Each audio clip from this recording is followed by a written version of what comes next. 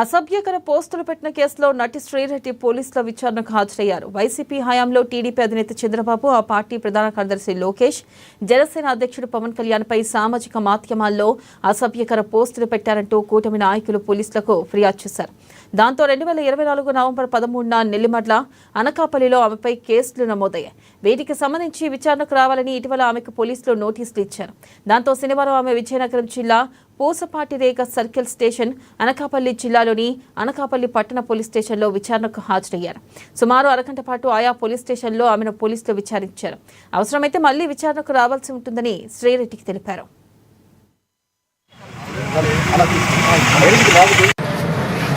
11/2024 తేదీన మంతాల రత్నకుమారి గారు, తెలుగు మహిళా ఉపాధ్యక్షురాలు, ఆమె ఫిర్యాదు చేశారు.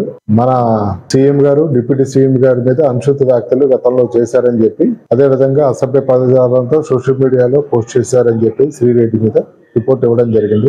దాని దర్యాప్తులో భాగంగా ఆ కేసు దర్యాప్తు చేస్తున్న క్రమంలోనే ఆమె హైకోర్టుకి అప్రోచ్ అయ్యి హైకోర్టులో 41 నోటీస్ సర్వ్ చేయమని చెప్పేసి ఉత్తర్వులు ఇవ్వడం జరిగింది. అందులో భాగంగా తన లాయర్ తో పాటు ఈ రోజు అనకాపల్లి టౌన్ పోలీస్ స్టేషన్కి వచ్చారు. 41 నోటీస్ సర్వ్ చేయడం జరిగింది. షూటీస్ ని సబ్మిట్ చేశారు. తదుపరి దర్యాప్తు నిమిత్తం మిగతా అన్నింటినీ కూడా మేము ప్రొసీడ్ అవుతాం. అదే విధంగా ఆ సోషల్ మీడియా ప్లాట్ఫామ్స్ లో కూడా వాటి తాలూకు వివరాలన్నీ కూడా సేకరించడం జరిగింది. సో దీన్ని కేసుని పూర్తిగా దర్యాప్తు జరిపిన తర్వాత ఛార్జ్ షీట్ వేయడం జరుగుతుంది. సపోర్ట్ గా ఈ రోజు వైఎస్ఆర్ కాంగ్రెస్ పార్టీ ఎమ్మెల్యే వాడేరు రావడం జరిగింది. ఆవిడ సపోర్ట్ గా ఒకటే అడుగుతున్నాం. ఈ రోజు శ్రీరెడ్డి గారు ఈ రోజు వైఎస్ఆర్ కాంగ్రెస్ పార్టీకి అనుకూలంగా మాట్లాడారు అని చెప్పాను. కేవలం ఒక దురుద్దేశంతో ఈ రోజు మీరు ఇక్కడ పిలిచారు. ఒకటే చెప్తున్నాను మీకు, మీ కూటమి నాయకులు గాని, కూటమి ప్రభుత్వంలో ఉన్నటువంటి మీ టీడీపీ, జనసేన, బీజేపీ నాయకులందరూ కూడా ఏ రకంగా మాట్లాడుతున్నారు, ఈ రోజు కూడా ఏ రకంగా మాట్లాడుతున్నారో మీ అందరికి కూడా తెలుసు. ఒకటే చెప్తున్నాం,